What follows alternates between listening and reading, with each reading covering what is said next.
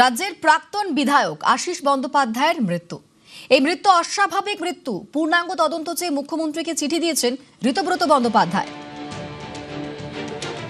আমরা মাননীয় মুখ্যমন্ত্রীকে আজকে একটা চিঠি দিয়েছি, কতগুলো জিনিস অনুরোধ করেছি যে আশিস বন্দ্যোপাধ্যায়ের যে অস্বাভাবিক মৃত্যু সেগুলো অনেকগুলো অপ্রিয় প্রশ্নকে সামনে এনে দিয়েছে। তারাপীঠ রামপুরহাট ডেভেলপমেন্ট অথরিটির টেন্ডারকে কেন্দ্র করে ডক্টর আশিস বন্দ্যোপাধ্যায়কে কোনো হুমকির সম্মুখীন হতে হয়েছিল কিনা তার তদন্তের আওতায় আনা দরকার।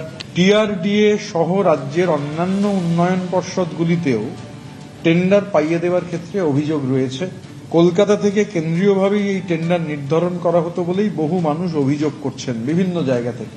আমরাও সেই অনেক অভিযোগ পেয়েছি। তো এই বিষয়ে অবিলম্বে পূর্ণাঙ্গ তদন্ত হওয়া প্রয়োজন এবং সংবাদ মাধ্যমে ডক্টর আশিস কুমার বন্দ্যোপাধ্যায়কে প্রকাশ্যে হেনস্থা হতে দেখা গিয়েছিল। হেনস্থাকারীকে অবিলম্বে তদন্তের আওতায় আনার আমরা দাবি জানিয়েছি। আশিস বন্দ্যোপাধ্যায়ের মৃত্যু প্রাতিষ্ঠানিক খুন দাবি করছেন ঋতব্রত বন্দ্যোপাধ্যায়। যদি এটা সুইসাইড হয়, মানে ওনার ছেলেও একই কথা বলেছেন কালকে, তাহলেও এটা প্রাতিষ্ঠানিক খুন। চিঠিটার মধ্যে যে অংশে রয়েছে যে অ্যাটেন্ডেন্ট নিয়োগ যাদের করেছেন তাদের থেকেও কোনোদিন একটা মিষ্টি খাননি, বা এই যে আক্ষেপ রাজনীতিতে আসাই ভুল ছিল।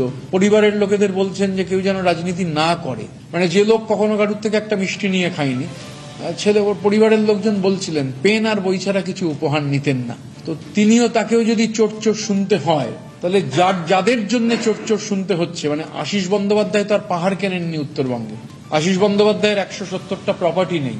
আশিস বন্দ্যোপাধ্যায়ের ব্যাংকের অ্যাকাউন্টে ইলেকশনে উনিও পরাজিত হয়েছেন, পরাজিত হওয়ার 20 দিনের মধ্যে 360 কোটি টাকা ঢোকেনি। বা এই যে টেন্ডার নিয়ে এইরকম অভিযোগ, মানে এটা শুধু একটা ডেভেলপমেন্ট অথরিটির নয়, বহু জায়গার বহু অভিযোগ। টুলু মণ্ডলের ঘটনা সামনে আছে, টুলুকে ডিস্টার্ব করার জন্য ধমক খেয়ে গেলেন ক্যামাক স্ট্রিট থেকে। তো স্বাভাবিকভাবে মানে যদি সুইসাইডও হয়, যদি পোস্টমর্টমে দেখা যায় যে সুইসাইড, আমরা তবু বলবো এটা প্রাতিষ্ঠানিক খুনি।